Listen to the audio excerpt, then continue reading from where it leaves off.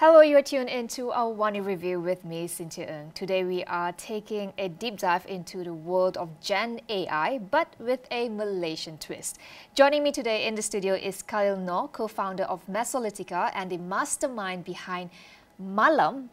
Am I saying it correctly? Yep, Malam, which is Malaysia's first large language model, LLM. So Khalil, great to have you here and thank you for coming over to the studio. Thank you for having me, Cynthia. So let's start with the basics. Let's begin with your story. What is your background and what inspired you to start Mesolitica with your co-founder? Yeah. I think specifically this is very much focusing on Malaysia, correct? Yes, exactly. So I joined and we formed the company Mesolitica back in 2019. So this is fresh from my CTO and co-founder's work during PRE 14. So general election, doing sentiment analysis for a political party. Then we formed the company focusing on Bahasa Melayu, natural language processing. So this is like language AI for Bahasa Melayu back then, right? So this is the whole inspiration comes from Cambridge Analytica. All right, okay. In fact, our name, Mesolitica, is from there as well, right? So Media Social Analytica. So that's how we started, 2019. And even back then, the dream was to build a conversational AI, a chatbot basically for businesses, using the current technology back then. Then fast forward to December 2022, when we launched our chatbot product. Suddenly, ChatGPT came. I was like, oh no, a new thing that came about. Then early 2023, we applied to OpenAI APIs to use GPT-4 and to pivot our product to utilize the latest LLMs back then. Then when Llama 2 came out from Meta, then we started to train our own model, which culminated into Malaysia large language model, Malam for short, and we released the first version December 12th, 2023. Okay. Yes. Was there a specific gap that you had noticed in the AI space in Malaysia? Was it more like a personal experience that you just wanted to develop something that was uniquely Malaysian? Yeah. The challenge was the same. Even back then, during the social media sentiment analysis, is to understand our colloquial, Bahasa Rojak, Bahasa Pasar. These are same challenges faced by other countries as well. So ours is, in a way, unique for us, but there was no available solutions to tackle this. English processing is fine, but when it comes to your social media languages, how do you process sentiment analysis without bahasa baku there? So this is where we come in. So it's a natural evolution from NLP to large language models, and where we are today. It is still to help businesses to automate customer service conversations using chatbots, right? Without the huge investments. All right. So in that sense, give us an idea of what does it mean for Malaysia on practical terms. Yeah, is Malam being used by specific industries or companies that you can share? Yeah.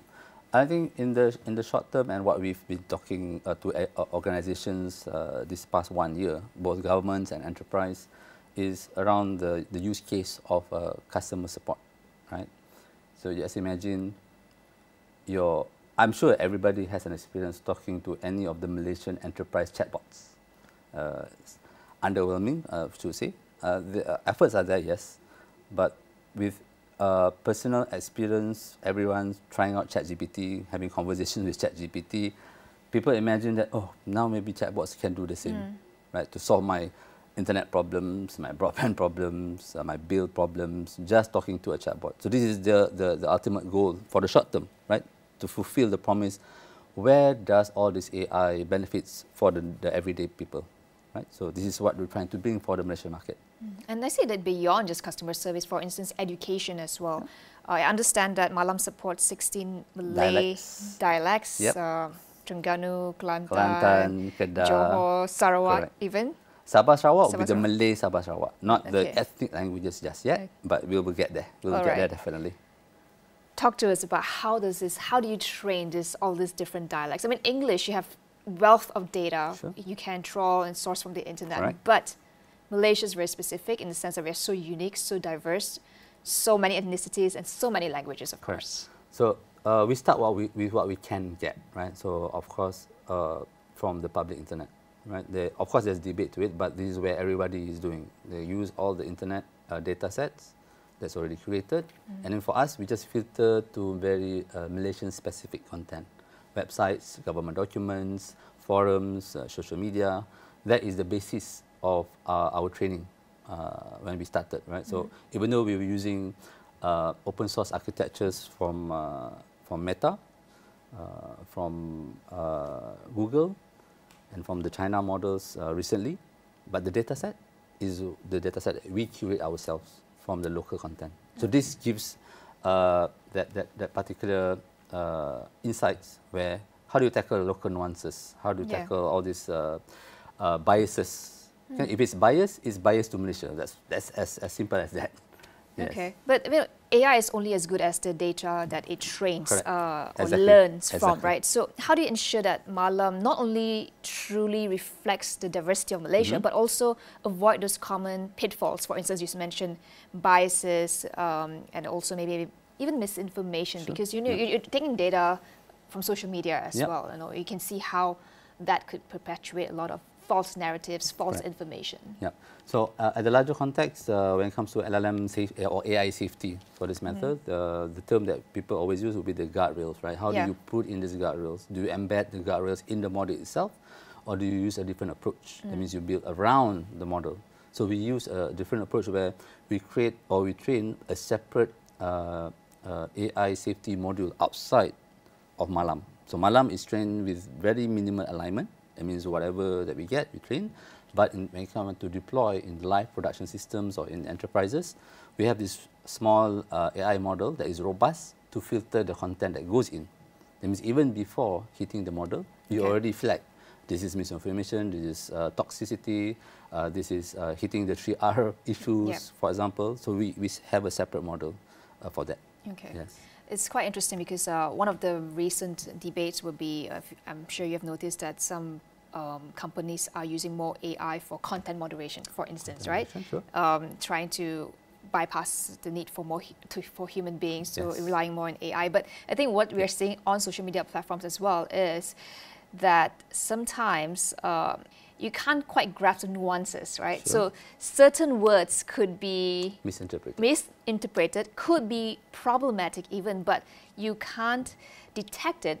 Maybe someone used an emoji instead of using the actual word that would be flagged otherwise. So how do you do that? How do you bypass that? So for those, for me, I consider that as like a real world edge case scenarios that we have to tackle when the need arises, right? This will come from the authorities, for example. Hence why our approach to safety is a separate model that is robust enough that if we have the data, we continue to train that smaller model that is much more cheaper to train instead of training the entire bigger model. So this is our approach to be cost effective online. And taking into consideration the recent release of Malaysia's AI governance and ethics documents, we have that in mind. That means, once it's implemented guidelines from certain industry, for example, the telecommunications, we have this model ready to further train and continue our endeavor. Okay. So it's been almost a year now since you've launched. For Malam 1.0 to Malam 2.5 is already a 12 exciting and roller coaster year for us. Okay, I'm sure exciting comes with a lot of challenges as well. Talk to us about that journey. What did you find was most difficult when you're coming up with something like this, Malam? As a local startup founder in Malaysia, trying to find a niche that we can champion, right? It's always on two fronts. We have this fundamental research of keeping up with the innovations. So I always like to say that as far as Mesolitica, we are at least 1 or 2 steps behind from the rest of the world. Okay. Then we have my issue of business that, yes, we've done the research, we have the technology, how do we monetize, how do we productize, right? This is the conversations that we always have, especially with both NVIDIA and AWS. Now, with Ministry of Digital and the National AI Office, the conversation to the public sector will intensify in the coming months as well. Okay. Now, you mentioned AWS. I understand they played a key role in helping to take Malam to a bigger global stage. Even talk to us about that. How do they step into? What do they bring to the table? Yeah. In short, they bring us the much-needed market access, right? So we're talking that okay, once we have AWS on our site, essentially their customers are potentially our customers, right? Their challenges we help to solve within the AWS ecosystem. Okay. So before AWS came in, we were on another provider. Then I had to contend on, okay, how do I bring this to market scalable that the investors will agree that okay, here's the right way to go without going through this whole business-to-business sales cycle, which will be very daunting for a startup like us, right? So having AWS and the playbook to go through market with their marketplace, it makes our job easier, faster and scalable. That means we do it once, right? For one enterprise, for one bank, it's easy to replicate to other customers. Has that collaboration yield results so far? Have you been able to penetrate more businesses, more sectors, yes, industries? Definitely. Could you share with us a bit more about where you are now? Like I mentioned, the FSI banks, banks. So we have multiple conversations with the banks, broadcasters, public sector, importantly. That means while we have direct engagement with the government, together with AWS, we also have a different route to the government. So like a multi-pronged strategy from our end. And referring back to Dr. Vogel's interview with you, for us, we don't have to worry about infrastructure. Right? The customers want to deploy our model tomorrow. We can get it up and running within 48 hours max, right? Because more importantly, right, with AWS KL region already online, this is very important for the businesses. That means data sovereignty is within their grasp without forking out millions into buying the hardware in the first place, right? It's not a capex question, it's an opex question, right? And then we can focus on tackling each business's use cases. Banks has their own use case, healthcare has their own use case, government sector obviously has their own use case across agencies. And with the recent act for data sharing between ministries, we hope that these models can be deployed much more efficiently. All right. What about for everyday Malaysian? I'm an avid user of ChatGPT, Bart, Gemini, and all that. But how does it differ from what they can offer right now? Because of course you can also translate languages. I'm not sure about dialects yet. I haven't gone into that, but maybe you could tell us a bit more. This is a good question, right? Because everybody asks me the same similar questions, right? I'm already using ChatGPT, I'm using Gemini, and it's fine for my personal workflows. I mean, I'm happy to pay the subscription. Whether or not Mesolitica wants to do the same and go down that route of offering a consumer product is a matter of operational cost, right? Because if 1 million users uses the free version of Malam, okay, how do we pay for that? So the business has to come first, hence the enterprise, the public sector. But I know that if we can offer something for free and somebody subsidize the free version, then yeah, we are more than happy to do it. But right now you're focusing more on enterprises and public sector. Because we need to satisfy the investors' questions, right? Okay, of course. What's the bottom line?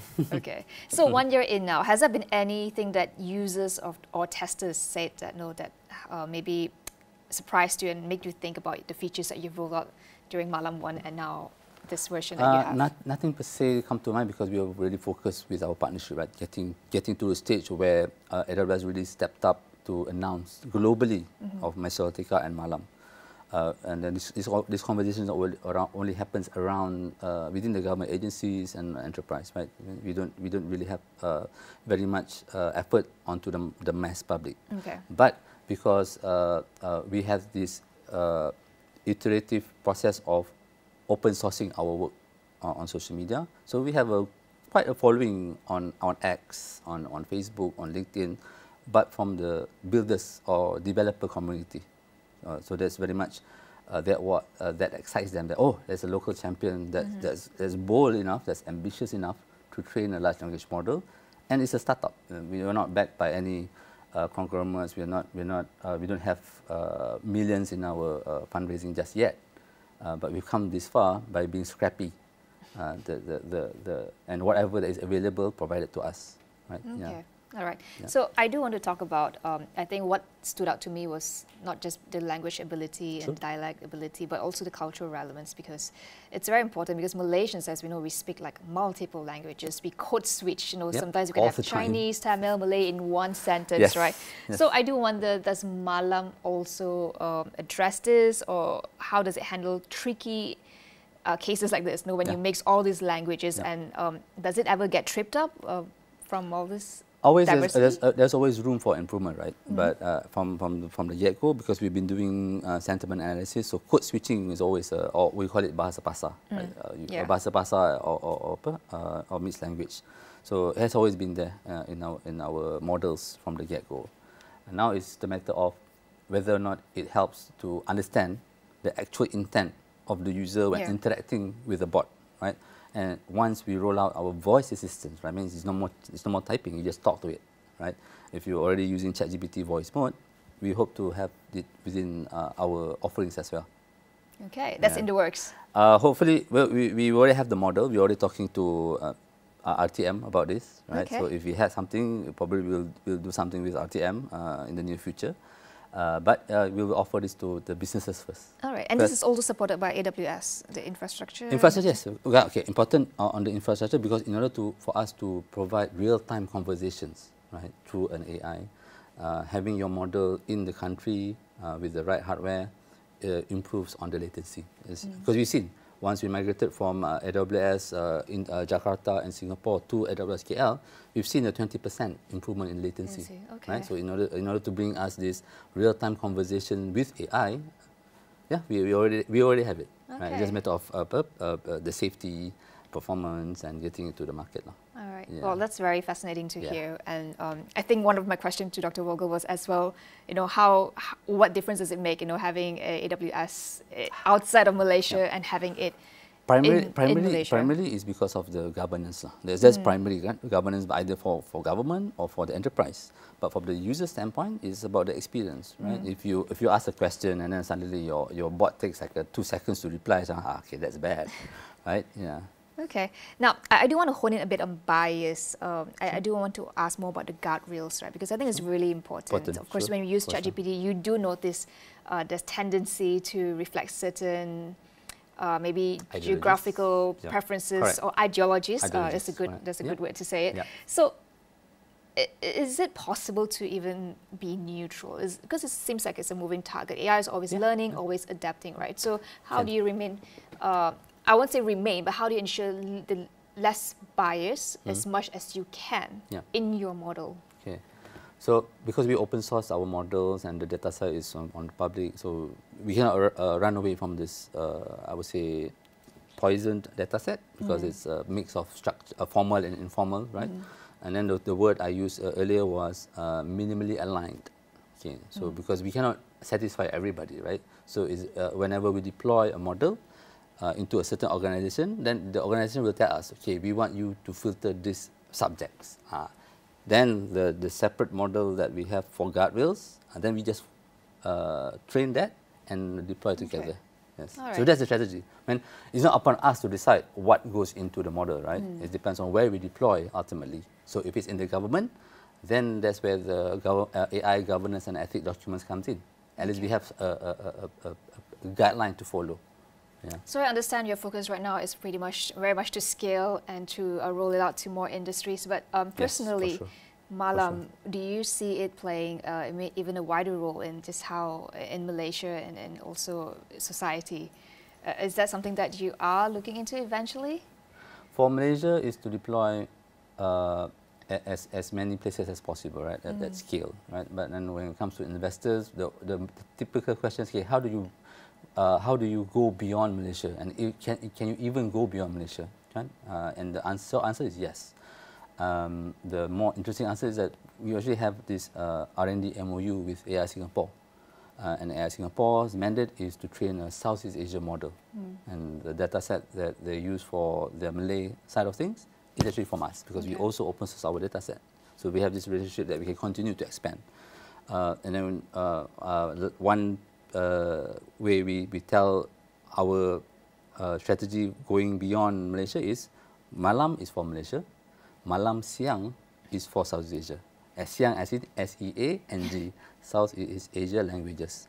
But once we step out from Malaysia, then we have to also be cognizant of the competitors within the region, right? A good thing to know that on the competitive side, in terms of R&D, we are fairly ahead in terms, but of course we have to contend with other people with more capital, with more talents. So this is finding the right partners, be it AWS, be it NVIDIA. We can go whenever we are ready, but of course we have to be champions in our own home and get the use cases. But do you see the blueprint for Malam and its potential for other languages in Southeast Asia, localizing it? Like, for instance, Bahasa Indonesia. Yeah, for sure. So much because it's the same, technically, it's the same process like how we did our dialects, right? We did Bahasa Melayu, right? We have the English, we have Mandarin and Tamil, and also the dialects. So Indonesia, Thai, it's just another language. It's just another round of training, as long as we have the right data set, one, and access to the GPUs. That is also critical. Yes. Okay. Now, Mesolitica obviously have shown that it is possible for smaller players to thrive, albeit tough. Yes. But you've shown that you can make an impact. It's possible to make an impact, right? So could you talk to us about how do you envision Malaysia's startup scene, especially for startups that are focusing on Gen AI, large language models? How do you think could things be better to help our local startup scene in this space? Okay. I mean, I would take it from where I stand as the AI engine developer at this point of time, and based on our conversation with ASEAN VC called Gen AI Fund. So they are focused on interviewing all the Gen AI in Southeast Asia and what they're building, what are the targets and whatnot. It's all about building the solution for a niche market or a niche industry. Okay? And we see this plays same here in Malaysia, mostly B2B solutions for enterprises for automation. And for those companies, for sure they will be, just like us, right? 2 years ago when we were building our first chatbot, we were using the OpenAI API. So typically everybody will do the same first. I mean, I advise aspiring founders also the same thing. Build with OpenAI first, then you choose your other alternatives, because they will come to a point that, we need to control our costs. How do we control our costs, right? So this is where we come in as an alternative for a different model with the localization advantage, the privacy advantage to differentiate with players outside of Malaysia. So this is one thing that we can bring to the table for other players. And I have a couple of conversations within the ecosystem. They are building very specific solutions for health tech, for example, right? They want to have a local partner that really understands the LLM game that they can collaborate with. Right. I think that's what China is doing as well. I've understand a lot of Gen AI startups in China or LLM, they are focused on specific industry and niche areas to. Correct. Yep. This is the way the startups, the Gen AI startups, right? We call themselves wrapper AI because we are using other people's API, but we are focused on the solution, right? The problem to solve, and at the end of the day, what is the business value that we bring to the customers? Because they don't care what the technology is behind, right? As long as it solves their particular problem, they will pay for the service. I mean, in terms of not just funding-wise, maybe you're going up against the Googles and Microsoft. Correct. Okay. Exactly. Now, talk to us a bit about your journey. I do wonder, being a startup, an entrepreneur in a very competitive area, as at least sexy but competitive, Gen AI, LLM. What has been your biggest challenge trying to build this business, especially in a country like Malaysia? Probably the awareness side, because we are, like I mentioned, right, we are one or two steps behind from the larger LLM community in terms of R&D. So we are always fascinated by how fast the innovation cycle is. Then the challenge comes to me as the business side of things. That, okay, yes, we have the tech, but how do we turn this into business, and whether or not the demand locally is ready for it. So for case in point recently, this RTM conversation is all around the text-to-speech models, right? It means one part was speech-to-text, where we do transcription of meetings and whatnot. The other part is like voice cloning. Essentially, it's voice cloning, right? While we have the model, we can clone anybody's voice with a very short audio clip. the legality of it is something that's come up. Can I even sell this as a service? Right. How do I work with the voice actor? What rights do I give to her? What rights do we have? And whether or not it's protected by copyright laws. So this is my expectation of 2025 conversation that is non-technical. This is more on the legal side of things. But we have to have the conversation because in the States, OpenAI is already having this fight in the courts, right? So it will continue for that. Yes, this is a challenge in the short term. What about talent? In terms of talent, is it to get someone to? To be honest, it's all for us. It's all about the funding, right? So once we have the funding, we can start to hire the right talents. But in the meantime, we train, right? So coming back to our experience, training Malam 1.0 wasn't a Mesolitica effort. It's also with our volunteers. So these volunteers is under Malaysia AI volunteers. These are already full-time employees. They are data scientists, they are data engineers. And they are Gen Zs, so they're eager to learn, right? So this is what we give to them, that, okay, please spare us your time to help us get the data set, and we will give you or give an inside track of how to actually build an LLM. So we incentivize. And in fact, for some of the core contributors of these volunteers, they are our co-authors in our papers, right? NVIDIA asked us to publish some technical reports on Open Journal. So author number 3, 4, 5 are all volunteers. Yeah, right. Very exciting journey. Yes. One last question before I let you go. Looking ahead, what's your vision for Gen AI, especially I think the AI space in Malaysia? Because we have a number of very good startups, but not so much in this space yet. So definitely looking for a local champion and hopefully Mesolitica. But where do you see Mesolitica and Malam, the role that they will play in shaping that future that you want to see? Personally, for me and my co-founder is to have a more vibrant Gen AI community at the LLM level. I mean, at the LLM, because from NVIDIA input, both Thai and Vietnam communities, R&D community is very, very vibrant, right? So we need more local players to play around, do the R&D, and has the guts to continue to fine-tune. And there are some already working on their own specialized LLM, right? Specialized healthcare LLMs. And we will see this go into IoT space as well. When LLMs goes offline, goes to the edge, various deployment. There is no longer centralized LLMs. We can take inspiration from the Apple Intelligence, right?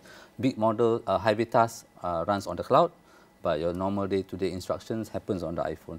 So it's the same. Models are getting smaller as well, very specialized tasks, and we can deploy it offline, anywhere, remotely.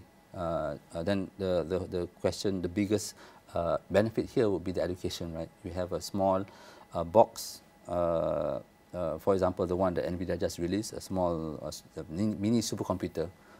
You just deploy a very small SLMs or small language model that is already fine-tuned for education. Then you can deploy it in a rural school.